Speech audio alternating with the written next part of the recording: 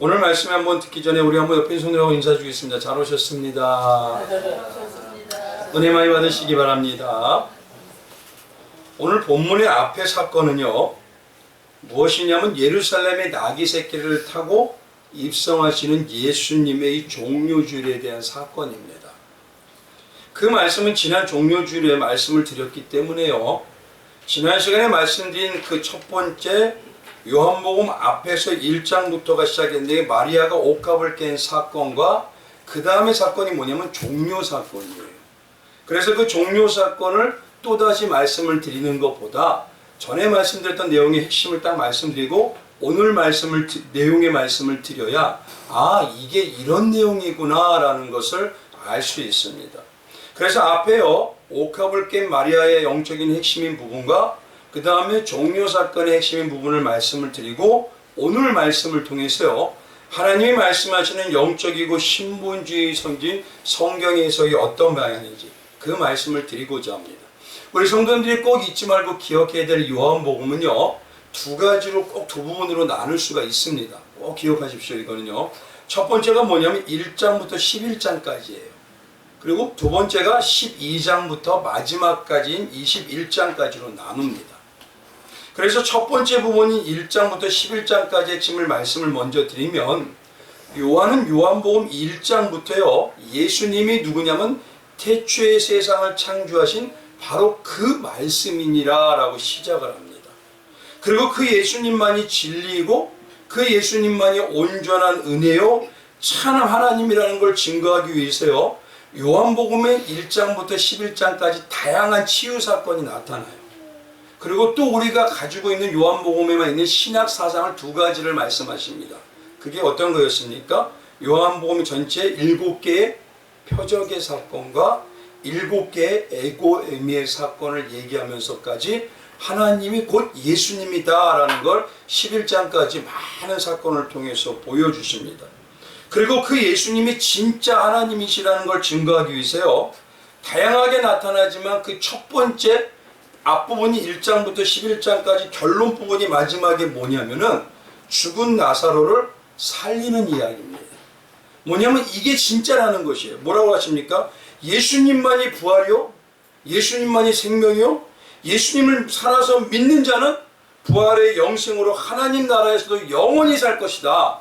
이 권세를 마지막에 딱 결론을 내리시고 앞부분에, 그리고 12장으로 이제 두 번째 부분으로 넘어가시는 겁니다.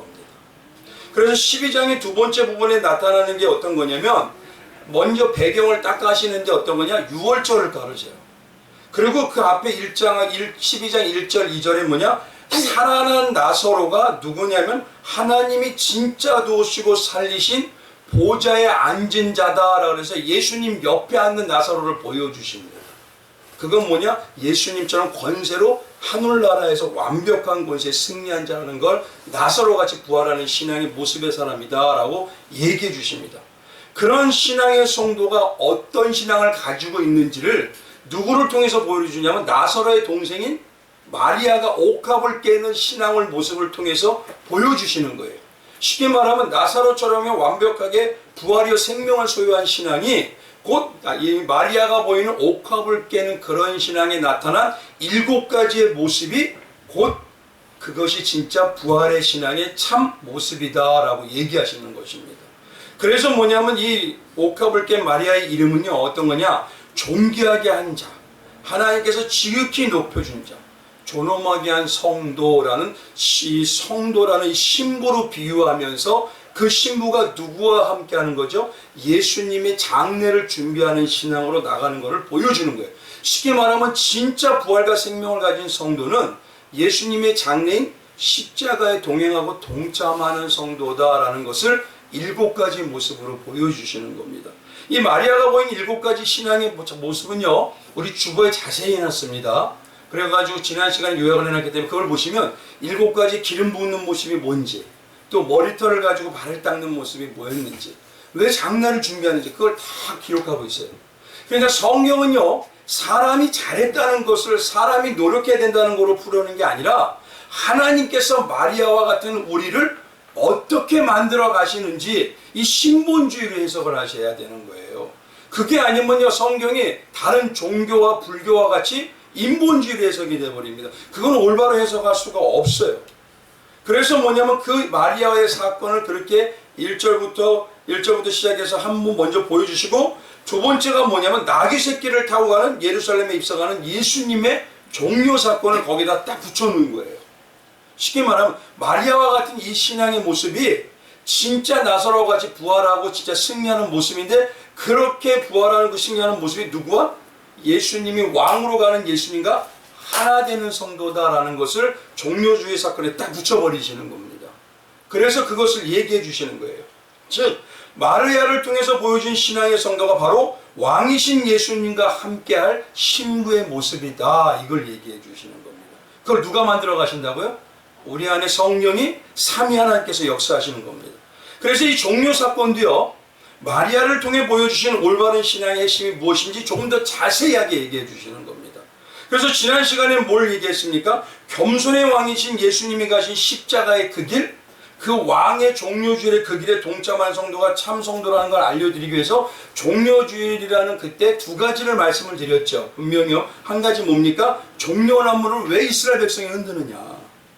두 번째는 또 뭐냐면 그들이 왜 겉옷을 땅에 깔아서 나귀 새끼가 밟고 지나가게 하느냐, 이 모습에 대해서 말씀을 드렸어요. 근데 이것이요, 바로 앞에 있는 마리아가 옥합을 깔 이 사건을 두 가지로 딱 함축해서 보여주시는 겁니다. 그래서 먼저 그 부분에 대해서 잠시 말씀을 드리면요, 먼저 종료주일에 보였던 종려나무를 흔들었다는 것은 뭐냐면, 종려나무는요 이스라엘을 대표하는 나무입니다. 그리고 그 종려나무는 불사조나무라고 얘기를 해요. 유대인들은요 이 종려나무를 그래서 뭐냐면 승리와 부활을 상징하는 나무로 여깁니다. 우리가 구약에 보면요 젖과 꿀이 흐르는 땅이라는 부분이 있죠. 거기서 꿀이라고 비유하는 게 뭐냐면 우리가 먹는 벌꿀을 얘기하는 게 아닙니다. 그게 어떤 거죠? 종려나무로 말하는 대추나무의 그 열매를 얘기하는 거예요. 그림이 없나요? 요 나무입니다 바로. 그래서 이 나무를요 가지를 가지고 흔들게 합니다. 그러니까 쉽게 말하면 뭐냐면 하나님이 그 종려나무를 흔들게 하신 이유는 말씀이 꿀처럼 역사하고 승리하게 하는 능력의 진짜 방향은 무엇입니까? 오직 예수님만이 만왕의 왕이요 만주의 주이며 그 예수님이 가신 십자가의 길 앞에서 흔드는 그 예수님만을 나는 이것밖에 자랑할 것이 없습니다 하는 그가 진짜 능력의 성도이고 마리아 같은 성도다라는 걸 보여주시는 거예요. 그러니까 이 종려나무는 뭐냐? 바로 예수님을 비유하는 겁니다. 그건. 그래서 그거를 흔들므로 인해서 성도라는 우리는 그 예수님만 흔드는 자라는 거예요. 그걸 보여주시는 게 첫 번째 종려나무예요. 두 번째는 뭐냐면요, 이스라엘 백성들에서 유대인들이 겉옷을요 땅에다 깔아요. 그러면 보십시오. 겉옷은요 단순한 그들의 옷이 아닙니다. 우리처럼 언제나 바꿀 수 있는 게 아니에요. 겉옷은요 그들이 말할 때 신분과 명예를 나타내는 신분증과 같습니다. 그래서 신앙과 경건을 나타내는 게 바로 이 겉옷입니다. 직사각형처럼 되어 있는데 그 끝에 뭐냐면 이 겉옷이 귀한 이유가 술단이라는 게 달려 있어요. 그거를 가지고요 뭐냐면 환전도 하고 그걸 가지고 전당포에 맡겨서 돈까지도 뭐냐면 대출을 받을 수가 있습니다. 그 정도로 생활에 중요하고 그만큼 이 겉옷이 뭐냐면 나는 경건한 하나님의 백성이요 신앙의 사람이라는 걸 증거하는 것입니다. 근데 이 네 군데의 수를 만들어서 얘기하는데 이거를 통해서 뭘 얘기하냐면은 하나님의 율법과 계명을 기획하고 나는 그런 백성이라는 걸 그걸 보고 준행하는 모습으로 살아가는 거예요.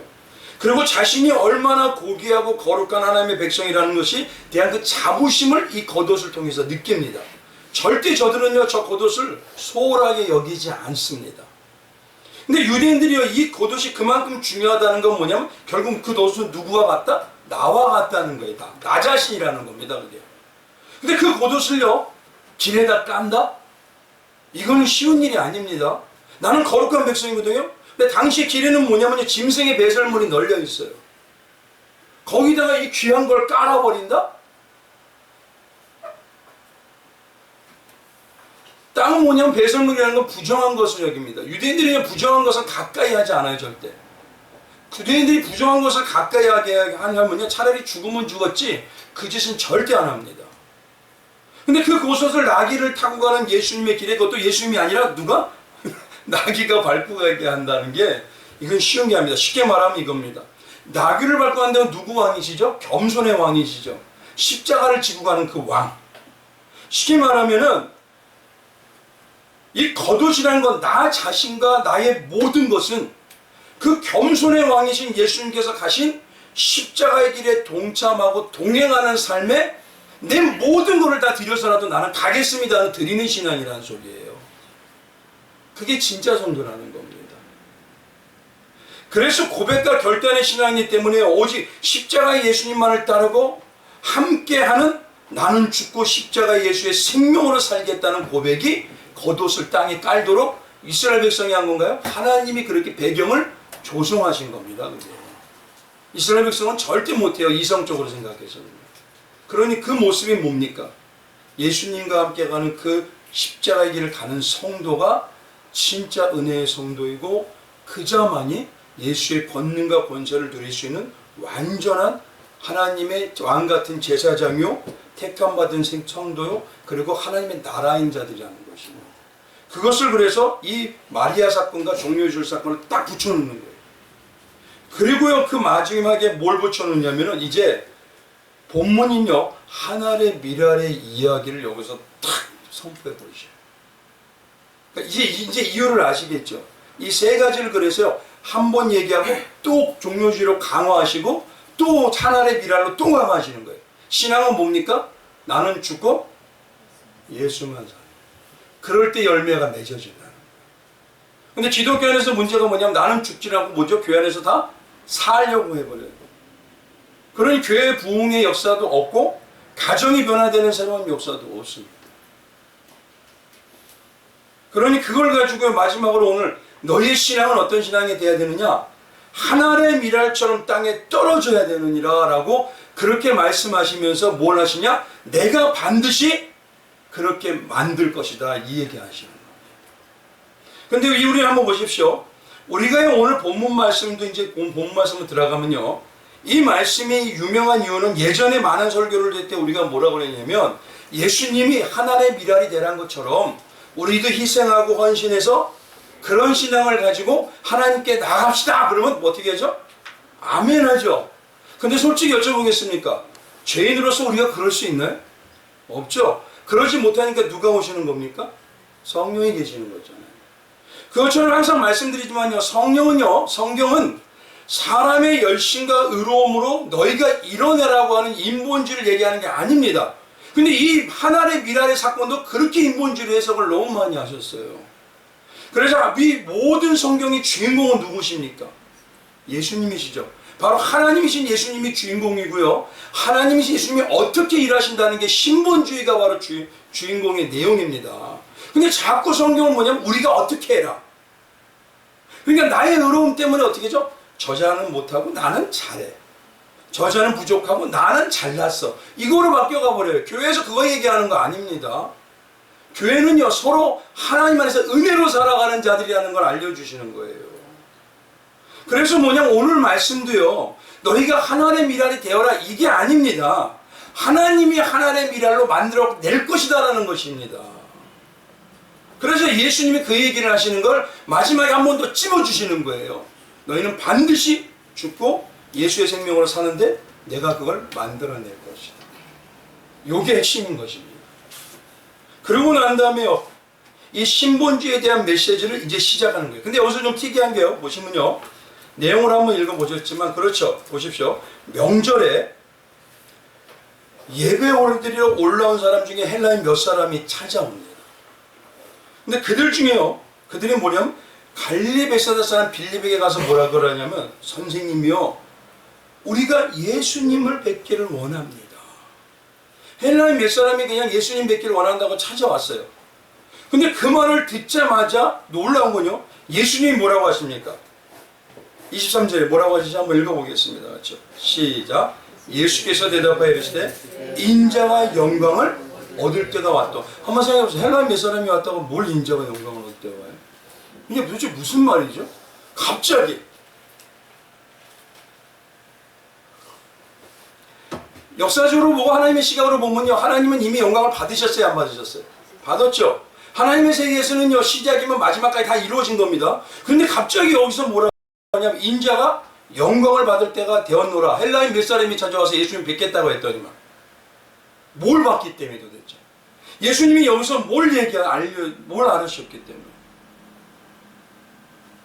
도대체 뭐 때문에 이 헬라 몇 사람을 보고 이제 인자가 영광을 받을 때가 왔노라 그러면서 하시는 말이 뭐냐면, 내가 진실로 이건 뭐냐면 내가 진짜 얘기하는데 너희가 이르노니 한 알의 밀이 땅이라서 죽지 아니하면 한 알 그대로 있고 죽으면 많은 열매를 맺느니라. 이 말씀을 여기다 딱 붙여놓으시죠. 이 말은 결국 뭘까요? 헬라 몇 사람이 할 때 인자가 영광을 얻을 때가 왔노라. 이 말은 뭐죠? 쉽게 말하면 이제 때가 되었다 이 소리예요. 그렇죠? 이제 때가 됐다는 소리입니다. 그러니까 쉽게 말하면 진짜로 십자가의 갈을 기는 시작이 요 사건이 기점이라는 겁니다. 지금 예수님은 뭐냐면 이겁니다. 이미 그들이 올 줄을 알고 기다리고 있었다는 거예요. 그들을 통해서 이제 시작이 돼버리는 거기 때문에. 그리고 하신 말씀이 진짜 말하는데 하나님의 밀이 떨어진다는 소리입니다. 지금 뭐냐면 반드시 죽어야지만 반드시 사는 역사의 열매가 어마어마하게 맺어지는 역지자재 신앙이 기독교의 진리가 이제 시작되는 이 소리입니다. 기독교는 어떻게 한다고요? 만약에 살면 된다? 부자만 된다? 그건 세상에 누구도 다 해요. 없어도 주를 위해서 사는 자들, 안 돼도 하나님만을 기뻐하는 자들, 그들을 통해서 믿음의 역사로 이뤄내는 게 하나님이십니다. 그리고 바꿔가시는 거예요. 내가 뭘 다 갖추고 난 다음에 하나님을 하겠다? 한번 여쭤볼게요. 청년들 중에서요, 나 뭐냐면 다 갖추고 결혼할 때 그런 분들이 있어요. 될까요, 그게? 아니, 사랑으로 먼저 나가서 합력하는 겁니다. 똑같은 겁니다, 신앙도. 하나님 한 분만을 사랑해서 주를 위해서 내 모든 걸 드리면서 나갈 때 그 주님이 환경을 바꿔주시고 상황을 바꿔주시고 우리에게 믿음의 역사를 더 주시는 겁니다. 그래서 이 말씀을 여기서 딱 하시면서 이제 시작을 하세요. 지금 말하면요, 이들이 찾아오며 예수님께서 뭐냐? 하나의 미랄이 되는 구속사의 실제 사건, 그게 이제 여기서부터 시작된다 이 소리입니다. 그래서 12장이 첫 부분의 두 번째 부분의 첫 시작이에요. 12장이 전체에 뭐냐면 기독교의 십자가 핵심을 다 먼저 선포하시는 거예요. 설교하시는 거예요. 이게 다요. 설교에 놓고 이제 들어가시는 거예요. 요게 진짜 신앙이다. 이거 아니면 하나님과 동행하는 역사는 없어 하고 결론 내려놓는 겁니다. 그렇다면 보십시오. 요걸 다르게 말하면 이겁니다. 인자가 영광을 받을 때가 되었다는 건 뭐죠? 십자가가 세워질 때가 되었다 이 소리죠. 그럼 다르게 얘기하면요, 이건 뭐냐? 전도서 3장 1절에 가보면요, 이렇게 얘기합니다. 하나님의 모든 역사는 때에 따라 역사하신다 그래요. 그래서 뭐냐면 천하의 범사가 기한이 있고 모든 목적이 이를 때가 있나니 라고 하십니다. 특히 갈라디아서 4장에 보면요, 성경의 모든 역사는 하나님이 계획하고 때를 따라 이루어진 역사인데 이것만을 증거하기 위해서 나타나는 역사다라고 갈라디아서에 말씀하십니다. 그 4장의 4절 보면요, 이렇습니다. 4절부터 보면요, 없어요? 갈라디아서 4장 4절에 보면 이렇게 써 있습니다. 때가 참해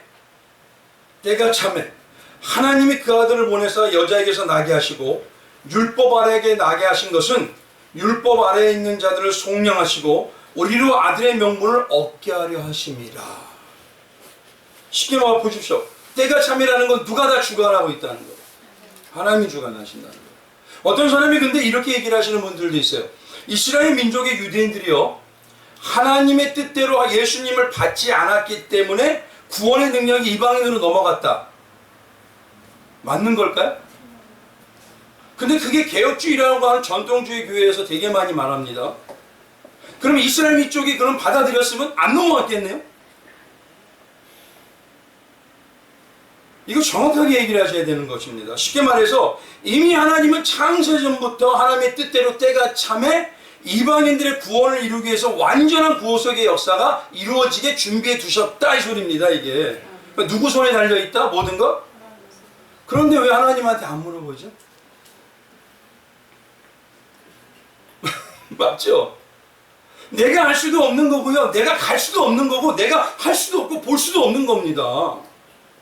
근데 뭐냐면 내가 이루어내겠다고 열심히 하면 될까요? 안 돼요. 내가 많이 갖추겠다고 열심히 하면 될까요? 아니요. 그럼 밑 빠진 독에 물 붓기시는구나. 누구한테 물어봐야 돼요. 모든 역사는요, 창세부터 마지막까지 다 때가 참에 역사하시는 겁니다. 다. 그래서 지금도 역사가 하나님의 성경대로 흘러가고 있는 거예요. 그럼 누구한테 물어봐야 돼요? 내 안에 계신 삼위 하나님 성령님은 한 분 하나님이니 항상 뭐냐, 오늘은 누구를 만나는데 가야 할까요? 어떻게 해야 될까요? 하나부터 열까지 물어보셔야죠. 어떤 대화를 할까요? 아침에 일어나면 주님, 오늘도 주님이 내 삶을 만들어 가시니 주님이 때에 따라 영적인 감동과 은혜를 주시옵소서라고 시작해요. 이게 삶인 겁니다.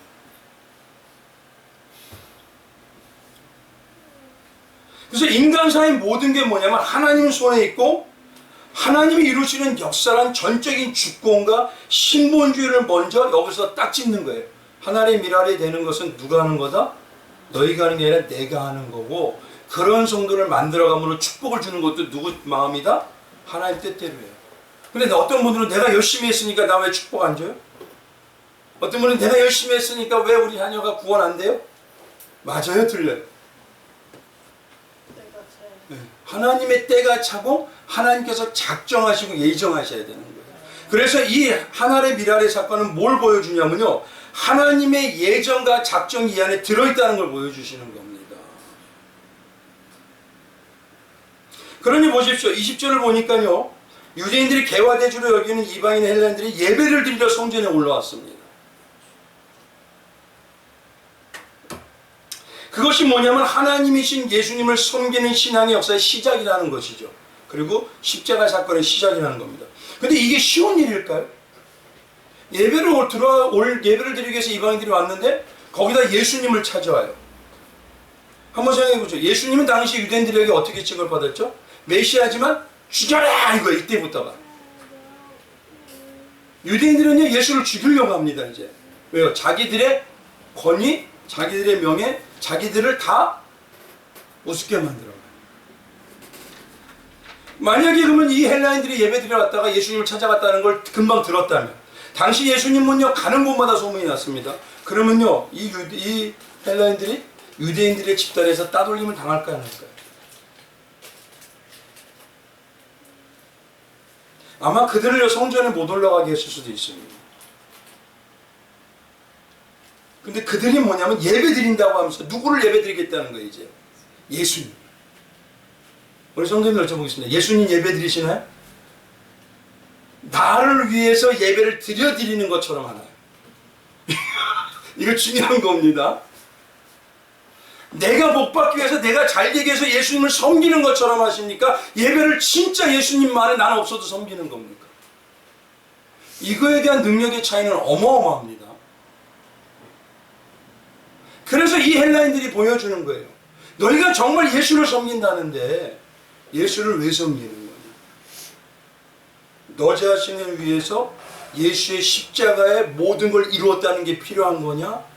아니면 너 자신을 드리기 위해서 예수님의 그 은혜를 각인시키는 것입니다.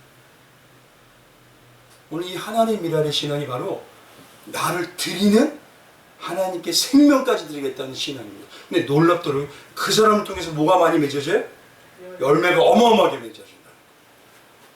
그래서 교회와 가정은요, 사람이 많고 능력이 많고 물질이 많아서 역사가 나오는 게 아닙니다.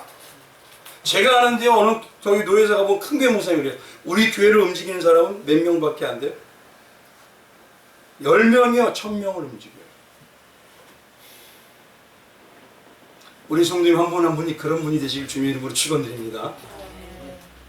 나를 위해서 예수 섬기는 게 아니에요. 예수를 섬기기 위해서 나를 드리는 겁니다. 그 드리는 모습이 마리아가 어떻게 됩니까? 옥합을 깼는데 어디 있었겠어요? 유대인들이 그 남자들이 있는 곳에 들어가서 질타를 받아도 나를 드린다는 거 아닙니까? 그래서 이 하나님의 미랄은요 뭐냐? 하나님의 모든 역사는 때가 참에 하나님의 역사지만 그때 나타난 신앙의 첫 번째, 너희가 예배드린다면 예배자의 삶을 살 텐데 너를 위한 예수님을 섬기는 거냐? 예수를 위해서 너를 드리는 섬김이냐? 이 신앙의 능력과 축복은요 차원이 들려버려요. 하나님은 정확하게 하죠. 바로 그걸 얘기하시는 거예요. 그래서 분명히 하나님은요 창세를 시작할 때부터 또 믿음의 역사를 시작하는 아브라함 때부터 뭐냐면 하나님께서 모든 건 때가 되면 이루신다고 창세기 12장부터 말씀하셔요. 그래서 뭐냐면 너를 축복하는 자에게 3절에 내가 너 복을 드리고 너를 저주하는 자에게 내게 저주하니 땅의 모든 족속이 너를 인하여 복을 얻을 것이야. 이게 바로 뭐냐면 예정을 다 하셨다는 겁니다. 따라서 뭐냐면 이겁니다. 어떤 민족이나 또는 어떤 사람이 받아들이지 않았다고 해서 그의 작용으로 다른 민족이나 다른 사람에게 하나님의 뜻이 돌아갔다 이게 아니라 하나님의 완전한 뜻은요 주권적으로 창세전에부터 다 계획했던 일이고 그것이 바로 신본주의고 성경은 인본주의로 해석하면 안 된다라는 것입니다. 그러니까 성경을 날마다 오해를 하고 있는 거예요. 그러니 처음 먼저 그렇지 않습니까? 나를 드리는 걸 얘기하면서 어떤 기도와 어떤 섬김이냐고 말씀을 드렸습니다. 이것이 뭐냐면 첫 번째로요. 이 세상의 모든 역사는 하나님의 따라 이루어지는 역사이고 특히 성도의 역사는 하나님의 전적인 주권에 의해서 하나님이 만들어가는 역사예요. 그러니 우리의 신앙의 중심은 하나님한테 날마다 물어봐야 되는 겁니다. 성령에게. 그럼 성령이 물어보면서 내가 중심이 또 따져야 될 게 나를 위해서 하나님이 필요한 겁니까? 하나님이 나를 위해서 내가 하나님께 드리는 겁니까? 이걸 물어보셔야 됩니다. 이 하나님 미랄의 신앙이 바로 그거 얘기하는 거예요. 첫 번째. 그러면 그것이 분별이 되신다는 겁니다. 근데 진짜 능력은 나를 하나님께 드리는 신앙이 마리아처럼 나사로처럼 하나님께 영광이 된다는 것이. 두 번째는 이제 보겠습니다. 두 번째는요. 오늘 본문에요. 미랄의 열매가 이 하나님의 미랄의 열매가 과연 구체적으로 어떤 열매냐 이거예요. 성령은요. 내 안에서 누가 작용하시는 거라 했죠? 성령께서 하죠. 열매는 성령이 작용하시는 거죠. 신앙은요. 그러면 이 성령의 내 안에 지금 뭘 하시냐면 인치심을 하셔서 나를 성도로 이끌고 가시는 거예요. 그러면 미랄의 열매라는 건 뭐냐면 성령이 맺게 하시는 열매입니다. 성경에서 말하는 성령의 열매가 어떤 게 있을까요? 그게 어디에 있을까요? 갈라디아서 5절에 있습니다. 성령의 온유 화평과 온유와 뭐 충성과 양성과 뭐 쭉 얘기하죠. 마지막은 절제니라. 근데요, 이거 보십시오. 이제 성령의 열매라는 게 뭐냐? 성령이 나를 인치심으로 인해서 나타나는 열매고 하나의 미랄이 되게 하는 열매라는 것은 똑같은 의미로 보면 내 안에 성령이 역사하셔서 나를 하나의 미랄로 만들어 간다는 것입니다. 그게 성령의 인침의 역사의 증거입니다. 그러면요, 이걸 이제 이렇게 얘기해 보십시오. 구체적으로 성령이 나타남으로 성령의 역사신 인치심이 나에게 어떤 것이 집중하게 하느냐. 이걸 보셔야 돼요. 항상 말씀드리지만 이스라엘의 민족의 가장 중요한 문화 구조 중에 한 가지 뭐냐면 카이진 구조라는 게 있어요. 이 카이진 구조라는 건 뭐냐면 샌드위치 양쪽 빵처럼 이것이 있지만 가운데 가장 중요한 햄이 중요하다는 겁니다. 이 햄이 모든 걸 좌우한다는 소리예요. 그러면 예수님이 가르쳐준 주기도문에서요 가장 중요한 햄의 부분이 무엇일까요?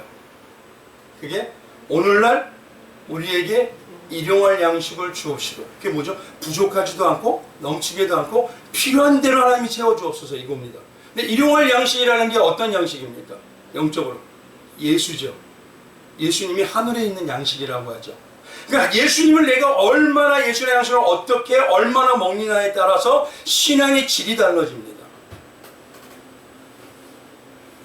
그러면 이와 같이요, 우리가 날마다 고백하는 사도신경의 햄과 같은 핵심은 뭘까요?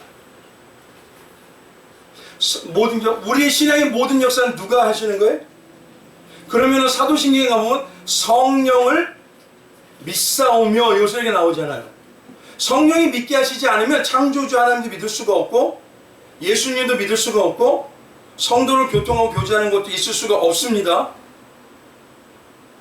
그러니까 성령의 인치심이라는 게 바로 성령이 믿게 하신다는 소리입니다. 지금 그러면 이걸 두 가지를 얘기하세요. 성령이 믿게 한다는 건요, 영적으로 두 가지를 얘기합니다. 첫 번째는 성령을 믿는다는 건 성령은 살아계시고 성령은 지정의가 있다는 분이라는 소리예요.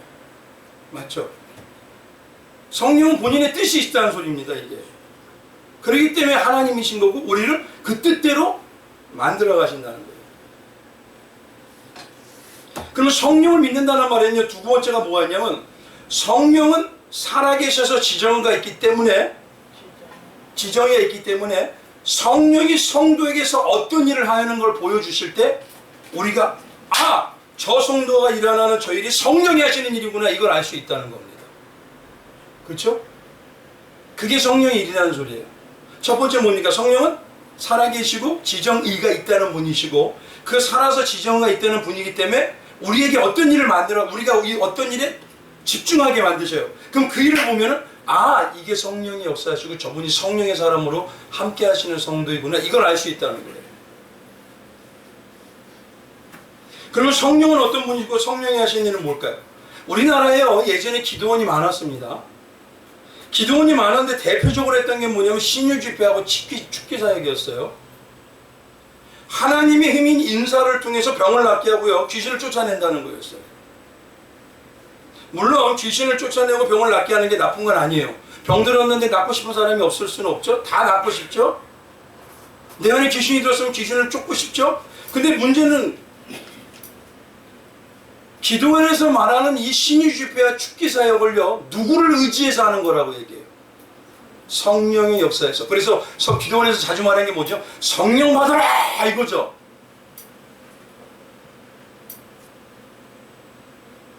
근데 놀라운 건요, 안타까운 건 성경에 있지도 않은 방향을 통해서 성령 받으라고요. 성령은 삼위 하나님 중에 한 분입니다. 내가 줄 수 있다고 막 줄 수 있는 게.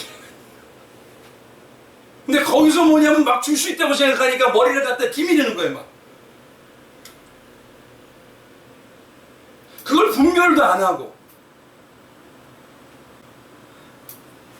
그러니까 곳곳에 뭐냐면 기도원마다 머리를 싸매고 들어가는 거예요. 근데 그러고 난 다음에 나오면 왜 다시 여전히 그대로죠? 성령의 역사인데?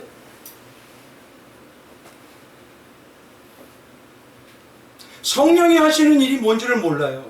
성령이 진짜 그 하시는 일을 통해서 그 모습이 나타나면 이분이 성령이 하시는 능력의 역사구나, 이걸 알아야 되는데 은사가 나타나고 기도원에서 그렇게 하면 성령의 역사다 이렇게 받아버렸어요, 옛날에는.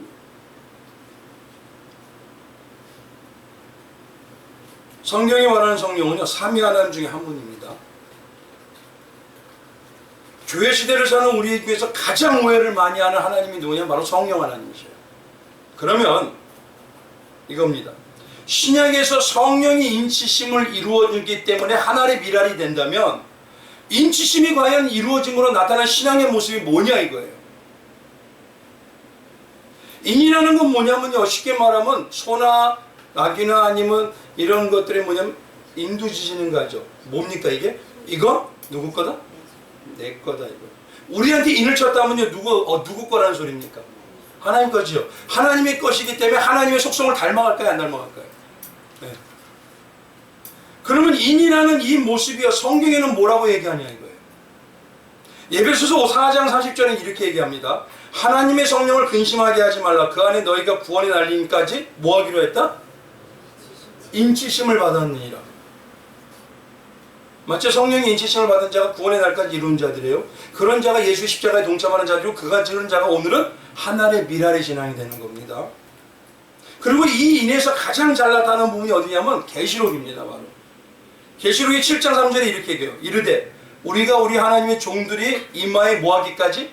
인치기까지 땅이나 바다나 나무를 해하지 말라 하더라. 인치기까지. 이 똑같은 인입니다. 그리고 이 인을 맞은 자들을 계시록에서는 일명 누구라고 하냐면 이들이라고 얘기해요. 바로 계시록 7장 14절에 이렇게 얘기해요. 한번 같이 읽어볼까요? 시작. 내가 인침을 받은 자의 수를 들으니 이스라엘 자손의 각 지파 중에서 인침을 받은 자들이 어떤 교회 뭐 들어가가지고 거기에 들어가야 된다 그래서 거기만 구원받은 자, 이 얘기일까요? 그러니까 자꾸 이상하게 오해를 하시는 거예요. 성경이 제대로 들어가질 않아요. 인침을 받은 자가 14만 4천이라는 거예요. 그건 뭐냐면 하나님의 구원의 백성이 하나님이 작정한 자들은 완벽하게 한다는 겁니다.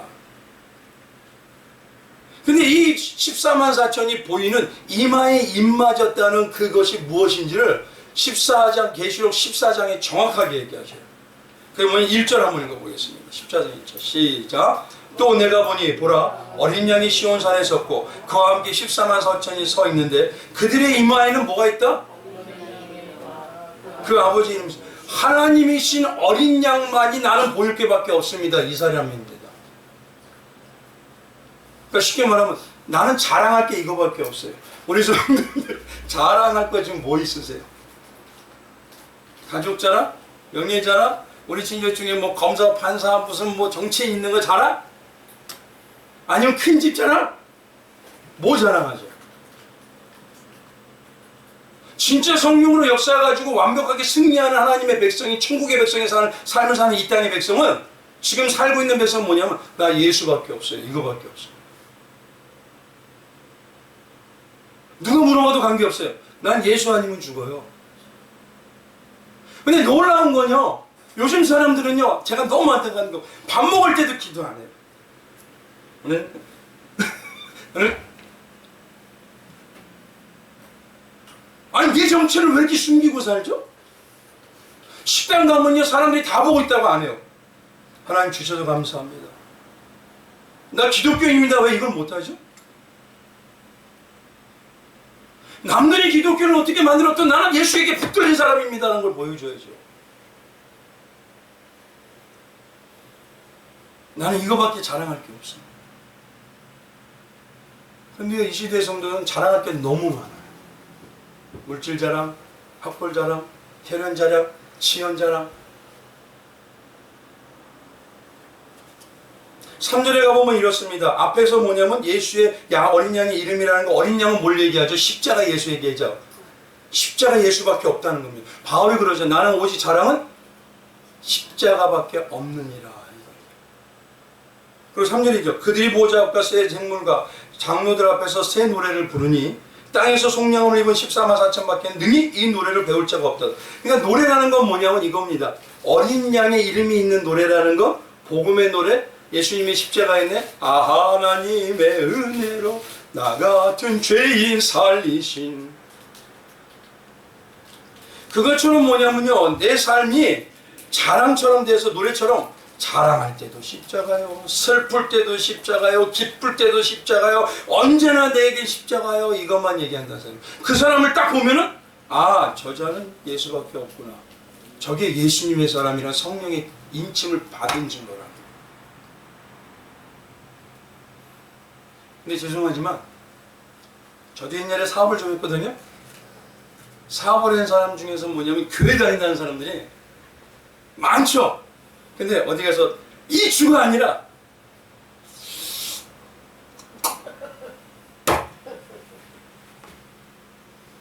정체 가리는 거예요, 보이는 거예요. 내 하나님의 정체성을 가리는 겁니까, 보이는 겁니까? 왜 말 못하죠? 난 예수 믿는 사람이기 때문에 못합니다.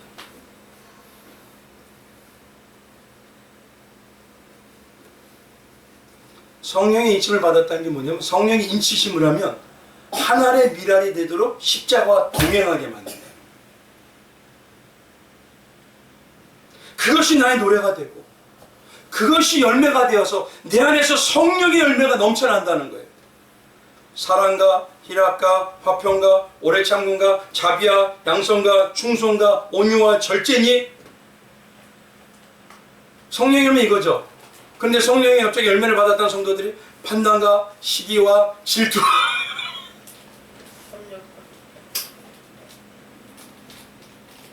그러면 하나님의 미랄의 축복이 나타날까요? 안 나타나요. 그건 성령이 주시는 일이 없어요. 저는. 그래서 오늘 본문에 하나님의 미랄이라는 건 뭐냐? 두 번째가 십자가의 삶에 동참하면 많은 열매를 맺는다는 이것은 지금 어떤 열매를 원하시냐 이거예요. 어떤 열매? 예수를 위한 열매를 맺기 원합니까? 나를 위한 열매 맺기 원합니까?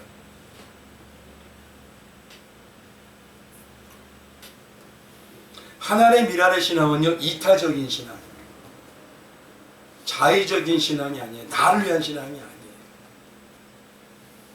그렇기 때문에 하나님의 미랄인데 한번 생각해 보세요. 나 누구든 삶의 꽃을 맺고 열매 맺고 싶죠? 땅이 심겨가지고 내가 죽어버리고 싶은 사람이 있던가요? 신앙 안에서도. 날마다 저도 안 되더라고요. 그래서 예수님부터 기도한 게 하나님, 이 시간에 하나님의 미랄 되어 썩어지리니 예수님처럼 살아가게 하소서. 이거 고백되게 해달라고요. 크게 부르짖었어요. 하나님 나 죽여주세요. 우리 성도님들 어떻습니까? 죽여주세요가 많으세요? 뭘 자꾸 채워달라.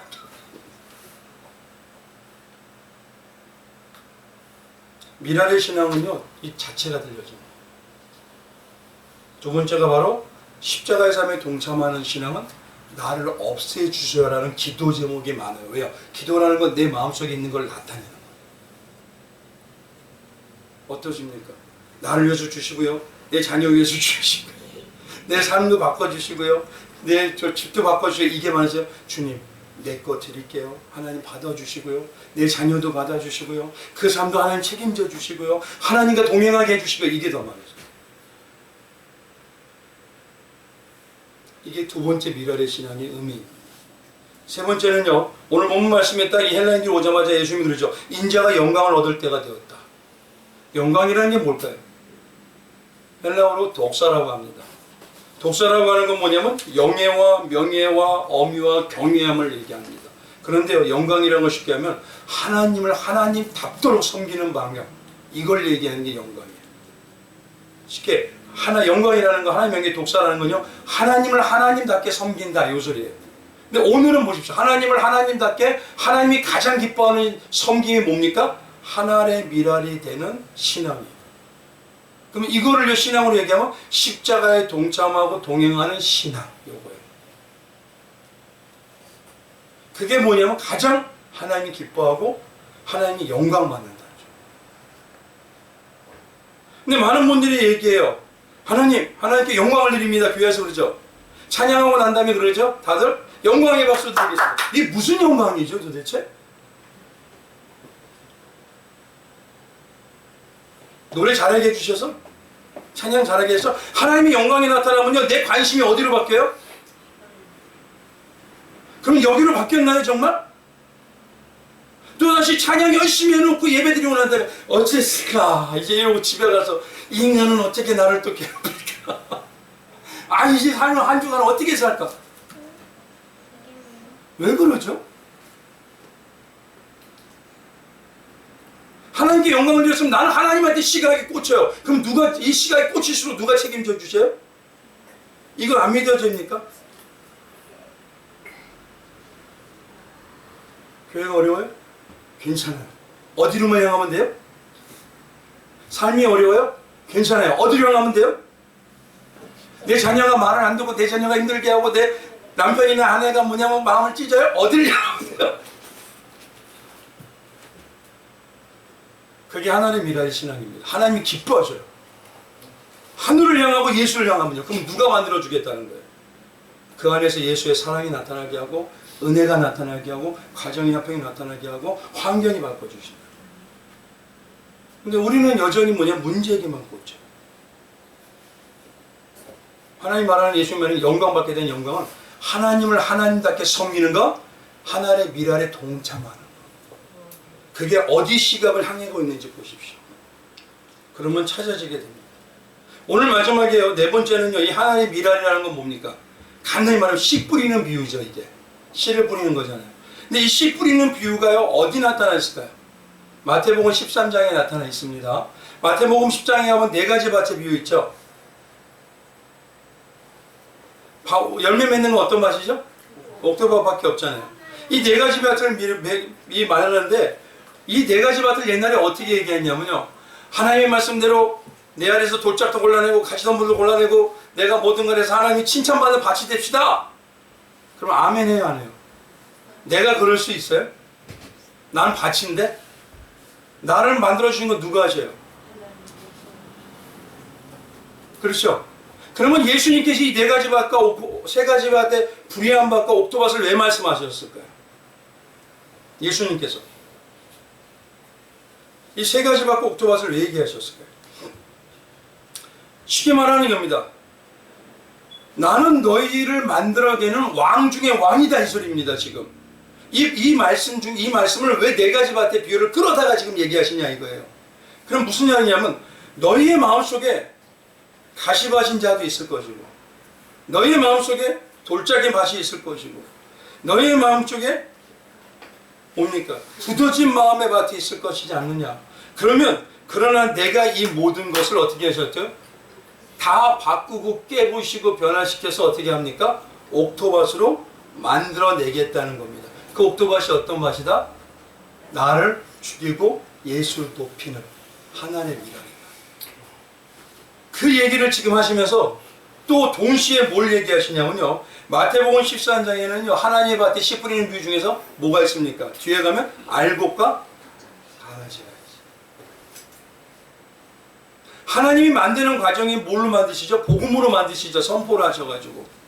근데 그 과정에 있지만 알곡과 가라지처럼 받지 못하고 여전히 자기 의를 내세우는 자들이 있다는 거예요.